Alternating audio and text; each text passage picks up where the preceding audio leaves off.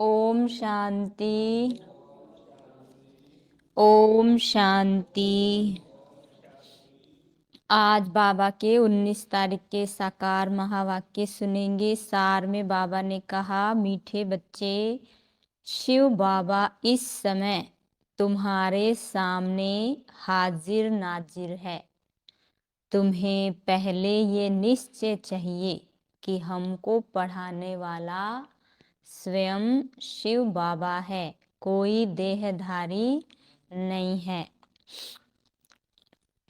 प्रश्न है, बाप से कौन सा प्रश्न पूछना भी जैसे बाप की इंसल्ट है। उत्तर है, बच्चे बाप से पूछते हैं, बाबा आपकी इस तन में पधरामणि कब तक है, वह विनाश कब होगा।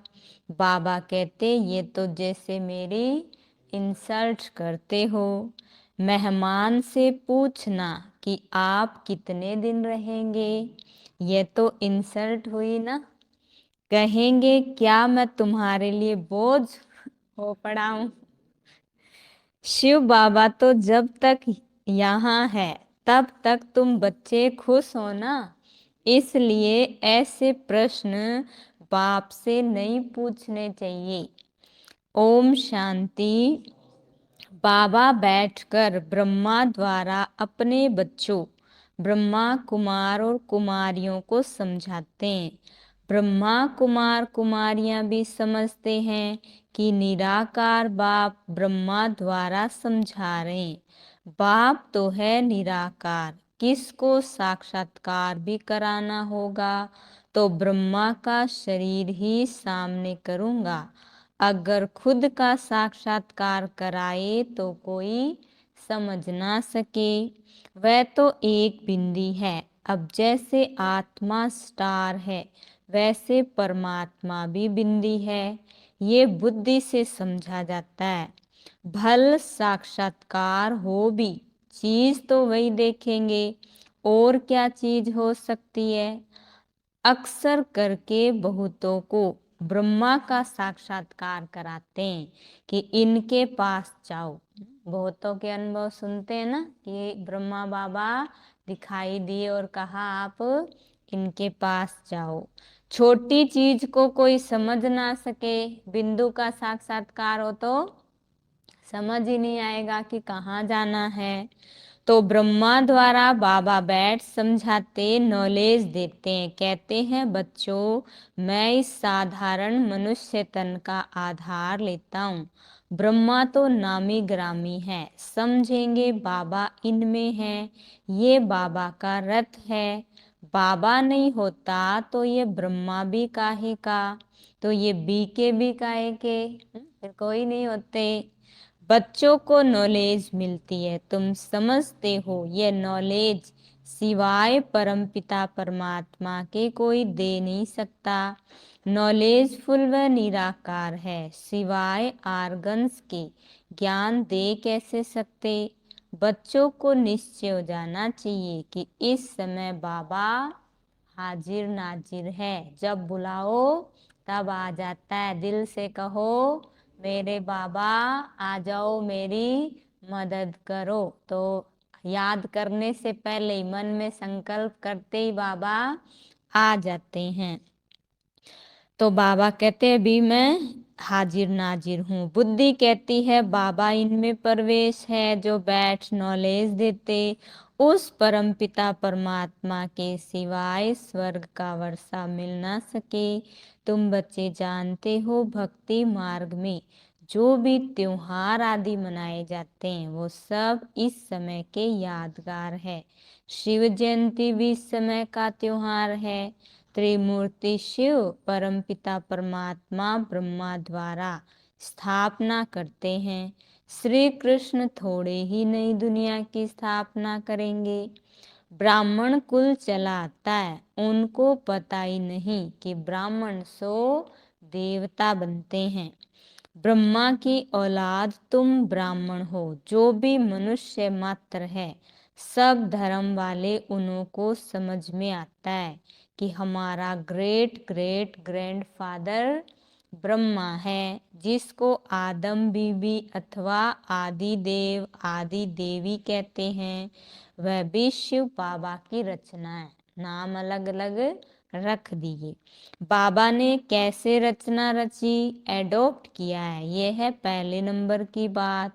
अलफ के बाद फिर बे, इन बातों को जो अच्छी रीति समझते हैं वही ऊंच पद पाते हैं। अभी तुम बच्चे समझते हो मनुष्य कितना घोर अंधियारे में है। कल्प पहले भी जब आग लगी थी तब जगे थे, वह सीन फिर होगी, होना भी जरूर है। दूसरे धर्म वाले इन बातों को समझेंगे नहीं, ना पुरुषार्थ करेंगे। सतयुग में तो इतने मनुष्य आ ना सके, वहां बहुत थोड़े होंगे जो सूर्यवंशी घराने में राज्य करेंगे। सब ड्रामा के बंधन में बांधे हुए हैं, कोई चाह करके भी सतयुग में आ नहीं सकता अन्य धर्म वाला कि इस बार तो बाबा हमें भी मौका दे दो।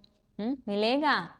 देखो कितना फिक्स है, और हमारा पार्ट भी कि हम सतयुग में आएंगे ही, और हमें कोई रोक नहीं सकता, और उनको वो जा नहीं सकते। तो बाबा कहते इसलिए तुमको बहुत खुशी होनी चाहिए कि हमारा पार्ट सबसे ऊंचा सबसे श्रेष्ठ है। बाबा खुद कहते मैं भी ड्रामा के बंधन में बांधा हुआ हूँ, कोई बात का रेस्पॉन्स ड्रामा में होगा तो बताऊंगा, ड्रामा का सारा राज अभी थोड़ी बताऊंगा। मेरे में भी पार्ट नूंदा हुआ है, जैसे इमर्ज होता जाता तुमको समझाता जाता हूँ। सब कुछ ड्रामा अनुसार ही चलता है, इसमें फर्क नहीं पड़ सकता। ड्रामा में नहीं होता तो रेस्पॉन्स यानी उत्तर नहीं मिलेगा उस बात का। कब मिलेगा, जब वो जिस दिन डिसाइड किया हुआ है ड्रामा ने उस दिन। इसलिए कहते हैं जो होना है वो तभी होगा। हम सोचे आज ही हो जाए, अभी अभी हो जाए, तो हो नहीं सकता। इसलिए फिर बाबा हमें कहते धीरज धर मनुआ, तेरे सुख के दिन आएंगे, पर अभी अभी आ जाए ऐसे नहीं होगा। तो ड्रामा में नहीं है तो रेस्पॉन्स नहीं करेंगे। ऐसे नहीं कि अभी बता दूं इतने वर्ष बाकी है। बाबा से पूछते हैं बाबा कब तक इस शरीर में मुसाफरी करेंगे, बताएंगे नहीं। ड्रामा में है नहीं तो क्या कर सकते, ड्रामा में होगा तो बताएंगे। मैं आया ही हूं तुम बच्चों को पढ़ाने, मैं तुम्हारा बाप भी हूँ। तुम गाते हो तुम मात पिता हम बालक तेरे, तो वही पाठ बजा रहा हूँ। मेरा फर्ज है तुमको शिक्षा देना। मुझे कहते हैं ज्ञान का सागर, मनुष्य सृष्टि का बीज रूप। चैतन्य बीज तो सब कुछ बताएगा ना। इस झाड़ पर बनेन ट्री का मिसाल दिया जाता है। तुम देखते हो देवी देवता धर्म अभी है नहीं, बाकी सब धर्म है, अभी सब खलास हो जाएंगी, फिर अपने समय पर आकर स्थापना करेंगे। मैं देवता धर्म की स्थापना कर रहा हूँ।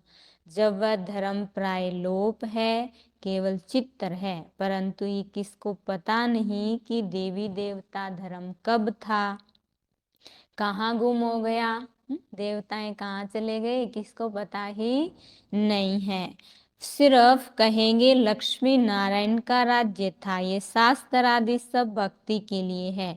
द्वापर में बैठ ये शास्त्र आदि बनाएंगे।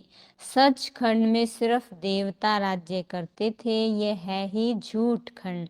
वहां तो कोई भी पाप नहीं करते। अभी बाप तुमको पुण्य आत्मा बना रहे हैं। ड्रामा में नूंद है, रावण राज्य में ही भक्ति शास्त्र आदि शुरू होते हैं। ये अनादि ड्रामा शूट हुआ पड़ा है। ये है झूठी दुनिया। ईश्वर के लिए ही भी झूठ ही झूठ बोलते हैं। ईश्वर तो ऊंचते ऊंच है, हम उनसे मिलना चाहते हैं तो जरूर उनसे कुछ मिलता है। बाप से क्या मिलेगा, वह है सर्व का सदगति दाता, सर्व को दुख से छुड़ाते हैं। रावण भी बड़ा जबरदस्त है।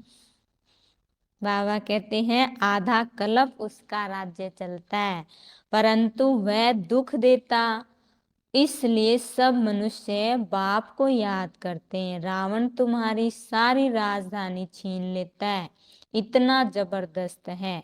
अब तुमको मालूम पड़ा है, बाप हमको वर्षा देते हैं और रावण श्राप देते हैं। मनुष्यों को पता ही नहीं कि बाप कब वर्षा देते। श्री कृष्ण का नाम गीता में डालने से गीता को झूठा कर दिया। बड़े ते बड़ी भूल यही है, जो भगवान किसको बना दिया, कृष्ण को बना दिया। यह बाबा भी तो नारायण का भगत था, गीता पढ़ता था, गीता पढ़ने बिगर कोई काम नहीं करता था। जब साक्षात्कार हुआ, निश्चय हो गया कि बाप हमको ये लक्ष्मी नारायण का वर्षा देते। अभी तो बहुत कुछ समझ में आ गया। शिव बाबा समझाते रहते हैं, कोई शास्त्र नहीं उठाया है। शिव बाबा कोई शास्त्र पढ़ के नहीं सुनाते हैं, बाबा सुना रहे हैं। ये भी कहते मैं सुन रहा हूँ। कभी बाबा नहीं है तो ये भी सुनाते, इनमें बाबा है, इसलिए ब्रह्मा का नाम इतना नहीं है। अजमेर में एक मंदिर बनाया है, परंतु कुछ समझते नहीं।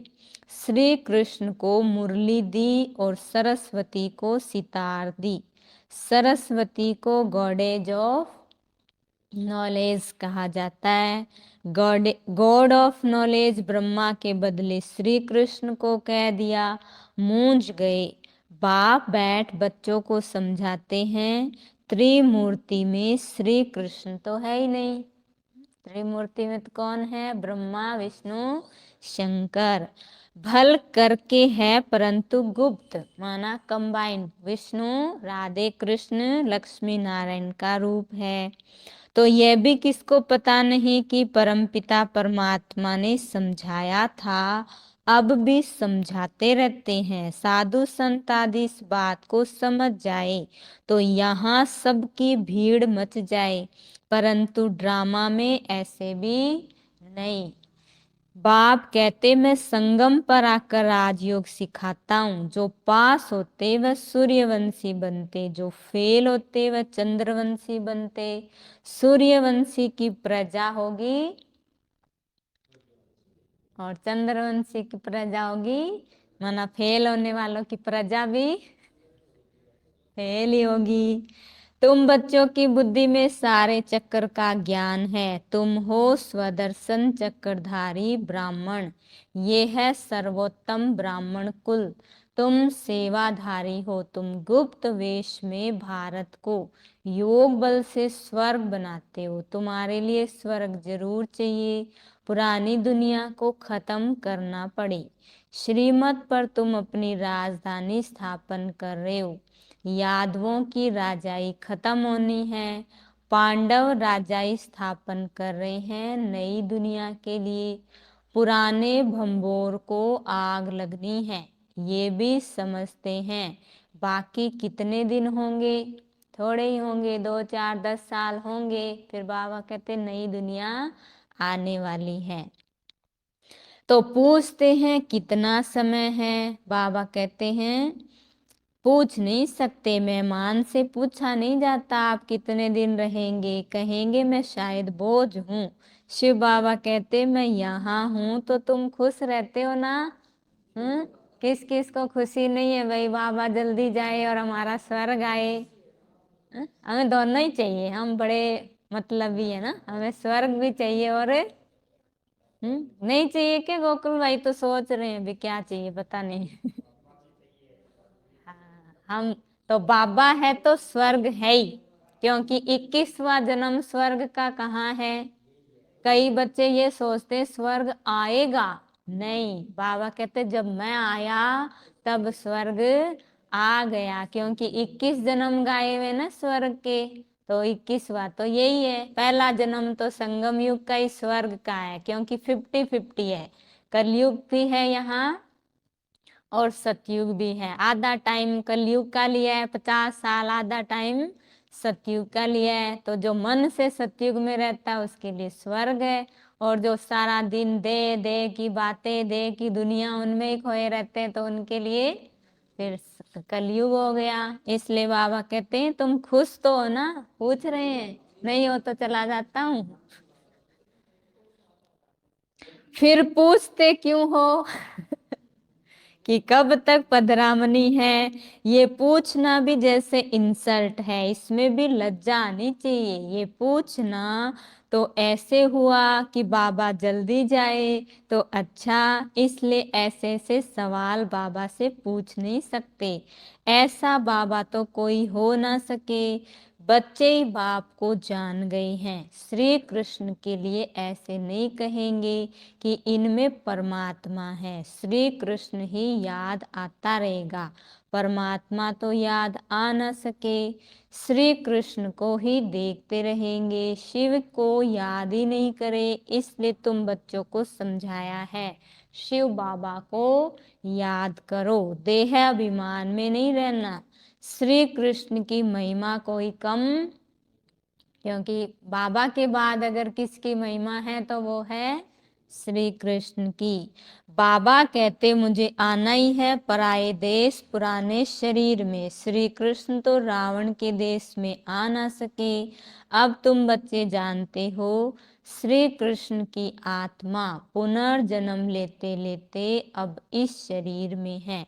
ये अंतिम शरीर है, यही फिर नंबर 1 पावन बनता है। ये सब बातें और कोई की बुद्धि में नहीं है कि ये ब्रह्मा बाबा ही क्या बनेंगे, श्री कृष्ण जाकर के बनेंगे।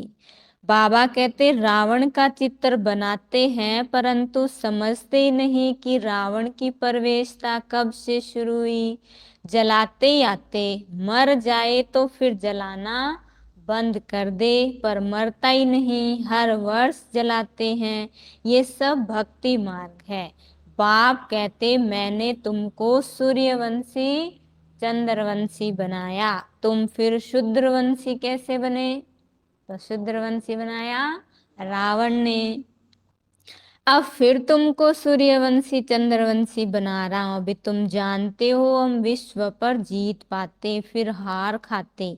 जब देवी देवता धर्म था तो और कोई धर्म नहीं था, अब फिर वह धर्म स्थापन होगा तो और सब धर्म खत्म हो जाएंगे। आसार भी तुमको देखने में आएंगे। कितना साइंस का काम चल रहा है, खुशी भी मनाते हैं कि देखो हम चांद पर सूरज पर ये कहाँ कहाँ घूम कर आते हैं। सूरज पे तो कोई नहीं जाता ना। तो बाबा कहते वो खुश होते हैं कि हमने इतने सारे बॉम्ब्स बनाए, रॉकेट बनाए हैं, एरोप्लेन बनाए हैं, इतने हमारे पास लड़ाकू विमान है। ये बताते हैं, बड़ी शान से बताते हैं कि हमारे देश में इतने सारी चीजें हैं। होगा क्या उससे? उससे तो खुद भी मरेंगे और दूसरे को भी मारेंगे। तो बाबा कहते ऐसा एरोप्लेन निकलेगा जो 3-4 घंटे में लंदन पहुंचाएगा। आजकल एरोप्लेन में हाथी बंदर मेंढक तो सुख के लिए भी है तो दुख के लिए भी है। वहां विमान में घूमते हैं, कोई बड़ी बात नहीं है। हमारे वहां भी क्या होगा, विमान, और इससे A1 क्वालिटी के होंगे। यहाँ वाले तो बीच में ही खराब हो जाते हैं तो ऊपर से सीधा नीचे ही गिरते हैं, और वो तो गिरेंगे ही नहीं कभी। अभी तुम ऊंची तकदीर बनाने के लिए आए हो, तुम सो देवी देवता बन रहे हो, स्वर्ग का नाम गाते हैं पर जानते नहीं कि स्वर्ग कब था।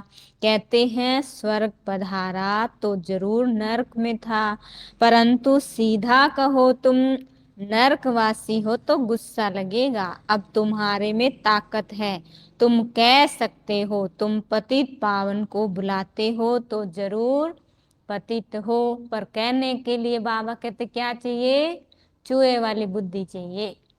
चूहा क्या करता है, फूंक मारता, माना पहले उनको बहुत चढ़ा देते हैं झाड़ पर, फिर कहते हैं तुम कौन हो, तुम तो पतित हो, अब पावन बनो।